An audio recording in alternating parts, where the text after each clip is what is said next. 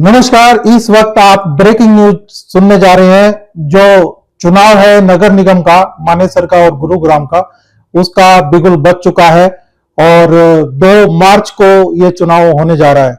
और हम आपको बता दें, जो 5 तारीख को है नोटिफिकेशन आएगा और 11 तारीख से नॉमिनेशन शुरू हो जाएंगे। 18 फरवरी को स्क्रूटनी होगी और 19 फरवरी को नाम वापस ले सकेंगे। 19 फरवरी के चुनाव चिन्ह बटे जाएंगे और फिर यह चुनाव शुरू हो जाएगा। और देखिए, जैसे जैसे ये आज 4 बजे चुनाव अधिकारी की कॉन्फ्रेंस हुई है और ये जो तारीख डिक्लेयर की है, उसके लिए हम आपको बता दें अफरा तफरी का माहौल बन चुका है। पूरा गुरुग्राम में हर पार्टी के लोग अपने अपने कार्यालय और अपने अपनी जितनी भी अप्रोच है वो लगा रहे हैं। और देखिए, मैं बात करूं वार्ड 2 की। वार्ड 2 में कर्मठ महिला है, विकलांग भी है। मैं उनका नाम बताना चाह रहा हूं कि वो प्रेमलता यादव जी है। वो भी भारतीय जनता पार्टी में कर्मठ एक महिला नेत्री के तौर पे उभरते जा रही हैं वार्ड 2 से। जी, आपका स्वागत है। नमस्कार जी। जय श्री श्याम जी।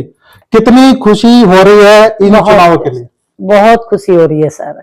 इस दिन का इंतजार तो हम 3 साल से कर रहे थे जी। आज भगवान ने हमारी सुनी है और बहुत अच्छा होगा। और हम तो पहले से ही तैयारी में बैठे हुए हैं और पार्टी हमें ये मौका देगी तो मैं जरूर चुनाव लड़ूंगी जी। प्रेमलता जी, आप तो काफी दिनों से सेवा कर रही है पार्टी की और देखिए, आप तो कर्मठ, अभी दिल्ली के भी चुनाव है उसके अंदर भी बहुत कर्मठ और मेहनत से आप काम कर रहे हैं, लोगों से जुड़ रहे हैं। क्या कहना चाहेंगे इस पार्टी में कि कार्यकर्ताओं को जो टिकटें वितरण होने जा रहा है, तो आप कितनी दावेदारी ठोकते हैं? देखो, दिल्ली के चुनाव में हमारी ड्यूटी लगाई थी तो हमने बढ़िया ईमानदारी से ड्यूटी निभाई है और दिल्ली को हमने जिताएंगे और जिताएगी, जीतेगी ये। और रही बात पार्टी हमें मौका देगी तो मैं जरूर चुनाव लड़ूंगी। और देखो, मैं तो एक हक के तौर पे बोल रही हूँ। इतने सालों में मुझे उम्मीद थी एक महिला सीट आई है तो मुझे तो बहुत भारी खुशी हो रही है इस बात की। और पार्टी ने तो मेरी तरफ सोचना भी चाहिए। मैं आज से मेहनत नहीं कर रही हूँ, मैं 2004 से मेहनत कर रही हूँ। और भैया देखो, अब तो पार्टी मुझे टिकट दे ही दे तो बहुत अच्छा रहेगा, क्योंकि मेरा अब इससे आगे कोई मौका भी नहीं रहेगा। ये मेरा आखिरी और पहला ही मौका है। मैंने कभी भी अपनी पार्टी को कभी जोर जबरदस्त नहीं किया और नहीं मैं पार्टी के कभी भी जो मुझे पार्टी ने समझा वही मैंने सम्मान किया है, पार्टी ने मेरा किया है। लेकिन अब है ना, अब तो भाई मेरा मौका है। पार्टी ने अब तो सोचना पड़ेगा। एक विकलांग होते हुए मैंने रात दिन एक कर दिया और अपना घर भी छोड़ा है, अपने बच्चे भी छोड़े हैं। पार्टी के लिए मुझे इतना जुनून था। बीजेपी को कोई भी 2004 में महिला लेडीज बैग उठाने के लिए तैयार नहीं थी और मैंने जिस टाइम बैग उठाया जब कोई भी फील्ड में बीजेपी की महिला नहीं थी गुड़गांव में, यानी मेन मेरे डुंडहेड़ा में कांग्रेस का बहुत तगड़ा दबाव था, बहुत ज्यादा हवा थी। हमने उस टाइम पर बीजेपी का एजेंडा बनाया, मगर नहीं, हम अपनी बीजेपी को लाके रहेंगे। अटल जी के नेतृत्व में हमने, हमारे देश के प्रधानमंत्री थे, बहुत मेहनत करी, बहुत अच्छे इंसान थे। उनके नेतृत्व में हमने बहुत ही बढ़िया विचारधारा थी उनकी और वही विचारधारा से आज हम जुड़े हुए हैं। आज हमारे मोदी जी इतने अच्छे हैं, वो तो और भी अच्छे हैं। मोदी जी ने तो ये देख लो देश की काया ही बदल दी है और महिलाओं के लिए तो इतना पिटारा खोल दिया है। आज मुझे भी उसी उम्मीद पे गर्व है, मुझे टिकट मिलेगी, पार्टी मेरा सम्मान करेगी और मैं टिकट पे चुनाव लड़ूंगी 2 नंबर वार्ड से। इसमें आपका कौन सा एरिया आ रहा है वार्ड 2 में? और जो वार्ड के लिए आपने काम किए हैं, महिलाओं के लिए या फिर वार्ड के लोगों के लिए, क्योंकि आपके यहाँ तो लोग आते जाते हैं काफी, तो कैसे क्या आप इस वार्ड के लिए करना चाहेंगे? पार्टी मुझे मौका देगी 2 नंबर वार्ड में जो काम पेंडिंग पड़े हुए हैं 3 सालों से।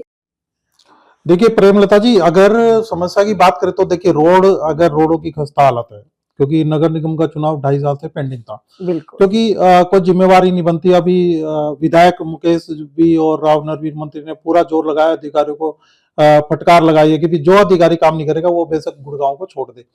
अब आप क्या करना चाहेंगे अगर नगर निगम का, क्योंकि चुनाव का बड़ा प्रेशर था सरकार के ऊपर और ये जल्दी से जल्दी होने जा रहा है 2 तारीख को, और अब जो अगर आपको टिकट मिल रही है इस वार्ड से, तो सबसे पहले आप कौन सी समस्याओं को दूर करना चाहेंगे वार्ड की?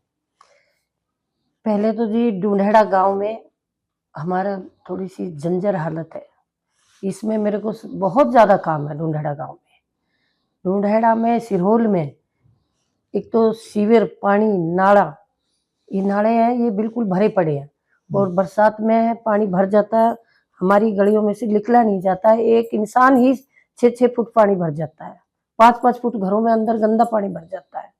तो सबसे ज्यादा तो हमारे गांव की बहुत बुरी जंजर हालत है ढूंढेड़ा की। जी सबसे पहले मैं अपने ढूंढेड़ा को सुरक्षित बनाऊंगी। मुझे इतनी उम्मीद है ढूंढेड़ा में, मतलब एक एक गलियों में थोड़ा काम नहीं हो रहा है।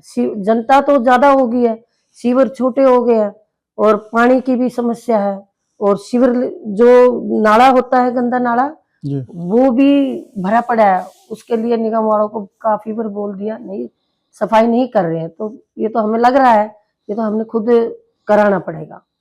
तो अभी तो भैया बहुत काम है ढूंढेड़ा में, तो इतना काम है जितना कराए उतना कम है। जैसे हमारे मुकेश विधायक जी गुड़गांव में उतरे हैं, जमीनी सतर पे काम कर रहे हैं। जैसे हमारे राव नरवीर जी है, वो भी सबको फटकार लगा रहे हैं, भाई काम करो तो ठीक है, ना तो यहाँ से जाओ। हमारे राव इंद्रजीत जी भी बोल रहे हैं, अब देखो अब हमें काम चाहिए, अब काम करना है। राव साहब ने बोल दिया भाई मैं अपने वर्करों से काम कराऊंगा अब, और जो रहना चाहे ठीक है, जो नहीं रहते हैं वो अफसर जाओ अपने घर। ईमानदारी की सरकार चलेगी, ईमानदार है, ईमानदार रहेंगे। बीजेपी है, ये बीजेपी का एजेंडा है काम का।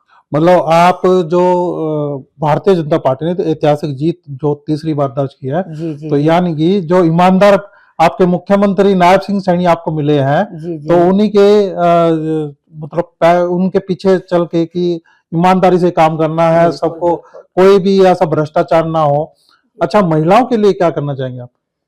महिलाओं के लिए जी, वैसे तो हमारी सीएम सरकार ने, अपने नायब सैनी जी ने तो बहुत महिलाओं के लिए किया है। जी उसका ही हम महिलाओं के लिए फायदा उठाएंगे, उनको काम देंगे, और उनके जो सिलाई हुई और इनका जो 2100, 2200, 2500 इनके जो बीमा है वो भी कराया है।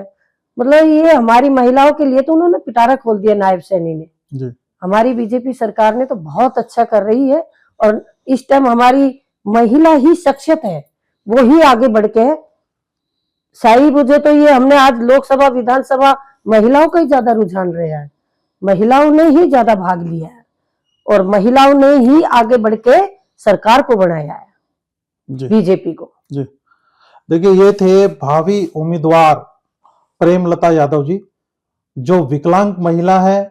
उम्मीद है कि पार्टी ने टिकट दे, और ये जनता की सेवा के लिए बिल्कुल भरे बैठे हैं कि जल्दी से जल्दी मेरे को ढूंढा का विकास करवाना है।